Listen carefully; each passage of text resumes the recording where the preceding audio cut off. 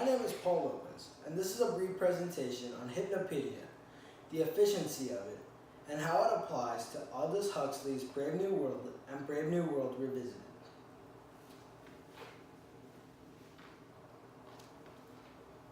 And here is an overview of the topics we will be discussing today. We're going to begin with an introduction. What was Brave New World, and what is Hypnopedia? Followed by Hypnopedia put into perspective. And then a brief summary of Chapter 10 of Huxley's Brave New World Revisited. And then we're going to apply that to Brave New World, as well as the present day. And finally, we're going to finish with a conclusion.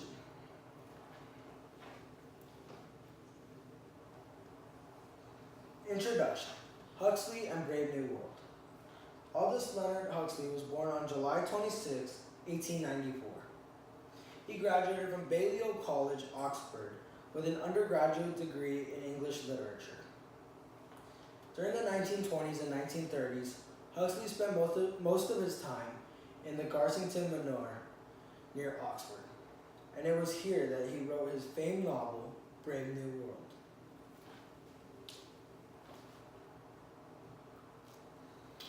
(1932) Brave New World. Published in 1932, Brave New World revolved around a dystopian society, or imaginary society, where there is great suffering and injustice. Brave New World is set in a futuristic world state. The novel features an intelligence-based social hierarchy, genetically modified citizens, advanced reproductive technology, and hypnopedia and human condition, which we'll talk about more as we go on with this presentation. 1958, Brave New World Revisited. In 1958, Huxley reassessed Brave New World and Brave New World Revisited. Huxley considered the causes of overpopulation, effects of drug use, and hypnopedia. This book was written in essay form and featured 12 chapters. In the end of the text, Huxley provided advice which can be taken to prevent a totalitarian society from happening in our own universe. What is hypnopedia? Hypnopedia, also known as sleep learning, is a process in which one attempts to learn while sleeping. This is done by playing a sound recording while the person is sleeping. And this is displayed in the 1932 novel, Brave New World.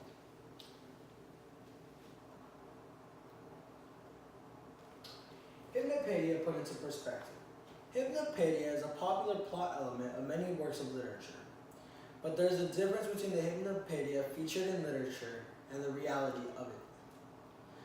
But sleep is regarded as an important period for memory consolidation. It has been proven and accepted by most of society that new material cannot be learned through sleeping. However, the technique of playing sounds and emitting odors while the person is asleep has been proven to boost previously learned information, which is important, and we'll cover this later.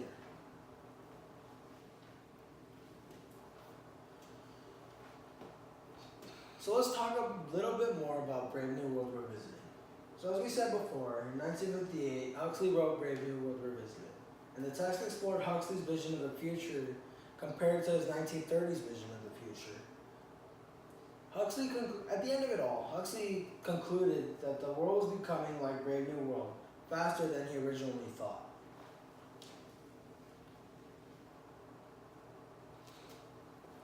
Brave New World Revisited, Chapter 10, Hypnopedia. Huxley wrote Brave New World Revisited in 1958. In it, he compares his 1932 vision of the future with that of the current time. In the end, he concluded that the Brave New World was becoming like that the world around him was becoming much like Brave New World, and it was a scary and new thought for him. In late autumn of 1957, Huxley was inspired by the experiments that took place at the Woodland Road Camp in Tulare County, California. Here, the prisoners of the Woodland Road Camp were exposed to whispers played throughout the night in an effort to boost their principles of moral living. Huxley goes on to describe the post-World War II world and how commercial firms sold pillow speakers and tape recorders for politicians trying to memorize their speeches, smokers trying to quit smoking, people trying to build self-confidence, and actors trying to memorize their lines before a huge performance.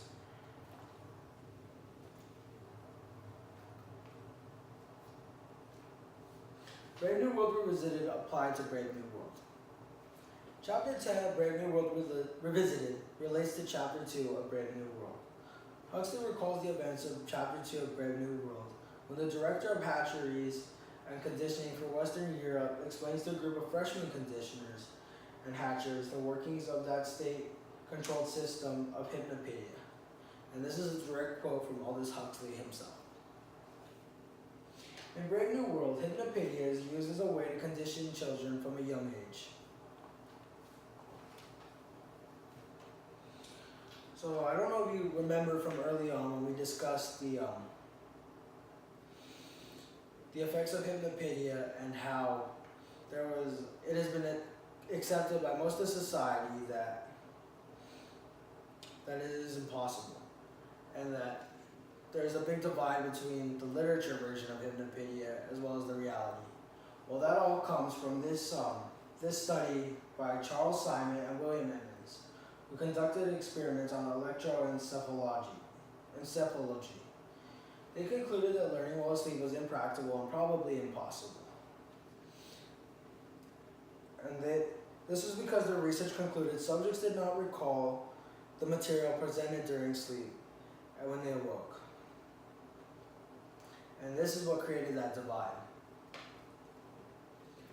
However, most recently in 2012, the Weizmann Institute of Science concluded new material could not be learned during sleep, but could be strengthened with Hypnopedia.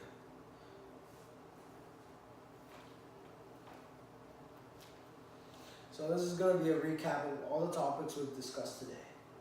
In 1932, Hypnopedia was a popular topic amongst many. This influenced Aldous Huxley to include it in his 1932 novel, Brave New World.